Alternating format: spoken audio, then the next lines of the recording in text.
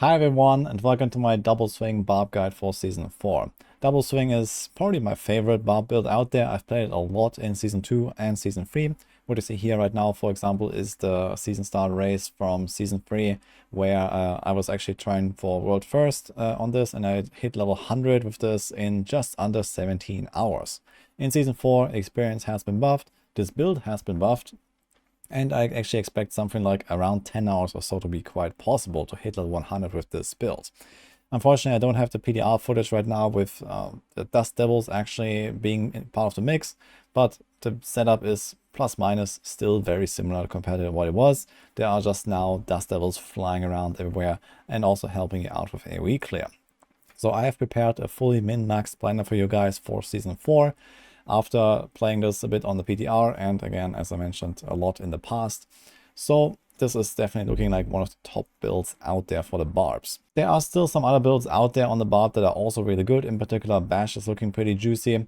But if you like double swing like me, then this is certainly a great build to play. So let's get into the setup. As I mentioned, if you have played double swing before, not really all too much changes in terms of the playstyle. However, the setup has changed quite a bit. So we have a bunch of these aspects here, like those Dust Devils aspects that have been massively buffed and then they were also brought down again. On the PTR, things were a bit crazy with those. And now they're not really so impactful to the point where they just like decimate everything anymore. At least that's what I believe. In fact, we have not really been able to test the new version of the Dust Devils yet. But I expect that the double swing damage will still be impactful enough to make a difference. And it's not only Dust Devils just destroying everything on the screen. So this is why I included a good chunk of just double swing ranks, double swing damage. We have the new glove here, the Twin Strike gloves. Some people don't really believe into this, but I think it's actually a pretty good item just because it gives you so much extra double swing damage, like raw damage output without the twister like reliance really. So I like those gloves a lot. And then we have the Dust Devils that help us with just extra damage on bosses and just cleaning up the AoE fights. And there are various ways to proc those Dust Devils. So one is when you shout. So you see here we have a classic triple shout setup. However, you can definitely play without shouts as well, especially in like lower end content for leveling, for farming, etc. But this aspect in particular makes shouts just more desirable. So you see I have like two different versions here. There's a speed farming one, which is equivalent to basically the leveling setup. So we have charge and leap here. So we already have the mobility that we want. And we're just throwing those two shouts anyway, because you don't really need a basic skill and not really that much else anyway here. So we just have those shouts at least. And in the high end version, you also want a challenging shout. We have triple shout to get those Dust Devils and get those buffs. We also have another aspect here. This is the Wind Lasher. This is whenever you cast double swing, you create Dust Devils and then you create more if you cast it twice. And like this, you just constantly spawn Dust Devils all around you. And we also have the Devilish aspect here. So after generating 100 Fury, you also create extra Dust Devils. And this also works with, like, for example, triggers, as far as I know. For example, you have Enhanced Double Swing. When you hit a stunned enemy, then you gain Fury, and then this can trigger the Devilish aspect. So you get some while swinging from the Wind Lasher, you get some from just generating a lot of Fury. We have a lot of Fury regen and so on as well. And then you just constantly spawn Dust Devils as you play the build. On top of this, this setup has a lot of life. We have like 45k life here in this planner. We have capped armor, we have capped resistances, and we have stuff like the elite damage reduction. There's a lot of damage reduction here conditionally on the Paragons. And we have the challenging shout. So overall, this is a pretty beefy boy here.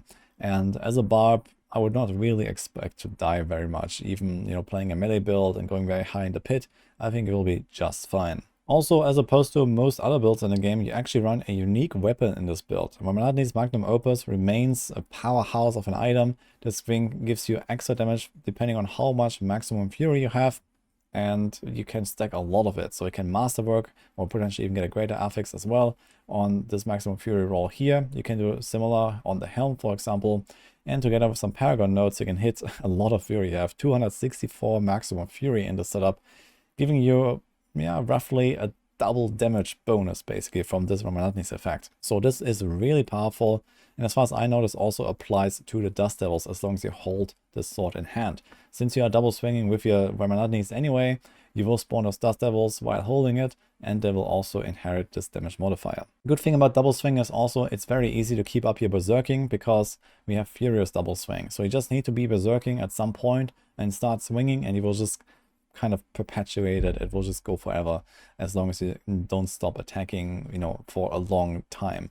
So the way to trigger berserking here is either with the war cry. There is 4 seconds of berserking from that. Then we also have Battle of Fervor. You might not even need 3 points in there, but I put it in because it's just more comfy. If you feel like you keep up your berserking just fine anyway, then you can also take out these points, put them somewhere else for some extra fury gen or so, for example. But I just have this here for comfiness. So every time we charge, we get our berserking, for example. And we also have Unconstrained here that gives us the berserking synergies, gives us a longer duration of berserking. So it goes up to 10 seconds. And it's just way easier to keep up like this. So you just need to like not stop attacking for 10 seconds straight. So that should be very easy. And finally, we have Wrath the Berserker here. That is yet another trigger for berserking effect. And like this, you never run out of this buff. Most of the skill tree is just picking up a bunch of extra passives. So we have the life, the damage reduction, extra damage here, the fortify stuff. We have the healing. So whenever you start swinging, you also heal a bunch. This is kind of nice. We have Wallop though, this is kind of important. So you want to try to use a mace in your other hand. So usually you have a mace here and then a mace because of Wallop. So this gives you extra damage when you use a bludgeoning weapon against stunned and vulnerable enemies. You stun a lot, you vulnerable them a lot as well, because we have, for example, the chance to make enemies vulnerable on the ring here. So you can have basically perma vulnerable on your enemies. And we also stun a lot because you can just temper a chance to stun. For example, here we have this on the chest or on the helm. And we also have a shared misery in there. So you are very tanky and you stun stuff a lot. You can even like throw in some other CCs here. For example, freeze. So you can also stagger bosses quickly. I have like 2 stun rolls, 1 freeze roll here. And this should give you like very consistent uptime of stuff like enhanced double swing. The speed firing variant is very similar. We only change like 1 skill. We don't need challenging shout really. We take the leap instead. And also for leveling, I would really recommend leap. It just feels good. You can like leap over cliffs and you just get the fury there. You go faster. You don't really have like permanent movement speed cap early on, for example. So having leap in there is kind of cool. Challenging shout is mostly like a high-end like pit thing, for example. So that's why we have that here. And if you're still leveling up in the very early game, then you might still need the generator like in the very early levels. So you can do either lunging strike, or I also recommend bash here. It's just not bad. And you can just get resources there. So you just like do a bunch of left clicks. Double swing doesn't cost that much, and as long as you stun enemies a little bit, for example, from you know like a stun chance modifier on your gear, if you can temper that already, you can also, for example, try the ground stomp. I personally like doing ground stomp a little bit. So I actually do have a leveling setup here for 1 to 50 prepared already. You can check out this planner as well. I'll link that as well in the description. We have a few like leveling steps, and here you can kind of follow along for the very early game to see like the tweaks that I do as I go. But ultimately you can transition to this endgame variant very soon, or at least the speed farming one, and then once you go higher in content you do this. Some important notes about the gear here: you will overcap your attack speed quite easily because you just get so many weapons, so many rolls, and so many chances to roll your attack speed. But you want to try to go for roughly 100%, but not much over it. And also you want to have certain tempers on your weapons in particular. So there's Dust Devil size, you want to have 100%. There's chance for Dust Devils to cast twice. You also want to try to get close to 100%.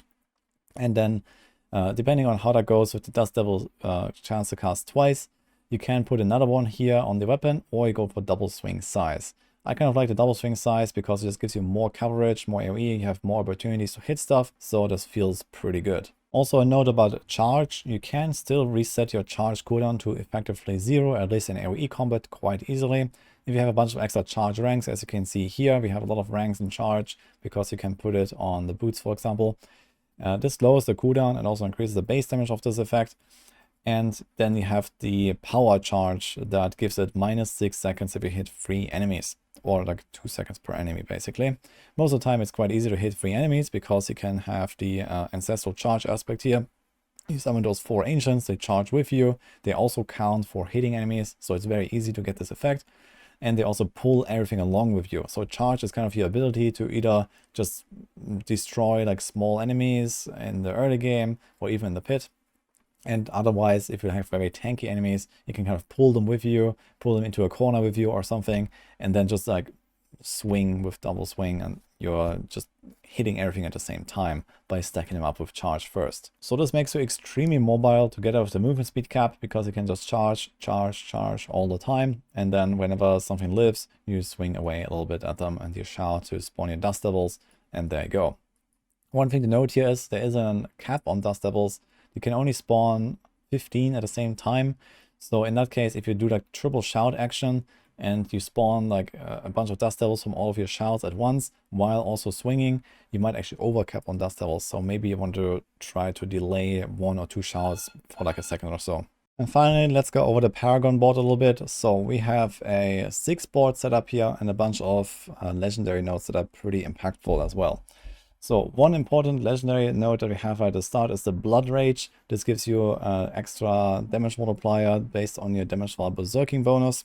It's quite easy to stack this up because it's actually a tempo mod. So you can get a lot of it here. We have like, I don't know, 700% or something, 650% damage while berserking in this setup currently. So you can hit the cap very easily, and then you kind of stack even more because it's just a good stat to have. Although you can also go for other stuff like close damage or something like that. Then we have the Carnage here. This is not really the craziest value, so in case you want to do some tweaks, you can drop this quite easily. You can get like 7 points or so, or 8 points, but you have a lot of attack speed already. It's just kind of some extra attack speed to make it even more fluid and feel good. I kind of like that. Then we have Warbringer here, so we get our 45 from this node. There's also a lot of other really good stuff we pick up here. As you can see, this is like a very filled board. And lastly, we have the Decimator node here. So we make enemies vulnerable, we get a damage buff, and then sometimes we overpower them, we get another damage buff. And since we have so much attack speed and we hit two at the same time, there's actually a lot of opportunities to get those overpowers here. And even though we don't really use any specific overpower trigger, we will have an extra damage bonus sometimes. As for the glyphs, we have the Raft glyph. This is kind of nice because it gives you extra resources, so you kind of generate Fury while critting. We don't have that much crit chance in this setup, unfortunately. It's kind of hard to stack it since Twin Strikes doesn't have it. You can only really get it on the rings, maybe on the amulet if you want. So it could, like, for example, remove the cooldown or the crit here, the movement speed, and put crit instead. So that would be an option, and can get to like 50% crit, which is kind of nice. Or a bit more even with, for example, some passives, if you take No Mercy. So there are some options to beef it up a little bit, but it works just fine. Then we have the Twister glyph here, so every time you spawn Twisters, you deal more damage, and the Dust Devils also just deal more damage, so it's kind of good. We have Ambidextrous, since we are doing dual wield. This also buffs some really good magic nodes here with extra close damage reduction and so on, which is nice. Then we have Territorial, extra damage reduction against close enemies. Undaunted, extra damage reduction while fortified. And finally, Ire here for the extra damage while berserking. We stack a little bit of it. And also extra damage reduction against elites. All of the other stuff on the Paragon boards is mostly picking up a lot of life. So you see this here, for example, there's Tenacity. We get extra life there. And we have, you know, life nodes here and life nodes there. And this is how we get actually to so much maximum life. It's actually going to be even more than 50k because you can also stack, for example, Imposing Presence passive here. So this is currently only 3 ranks, and it's actually not even added in this calculation right now. So we're actually going to have like over 60, 70k, even all the way to 100k life or so if you really try. Lastly, I want to mention that we have full Maxwell write-up here on the Double Swing Twister's Barb as well. So this is one made by Snail. He has like some slight alterations in the setup, but ultimately pretty similar, I think.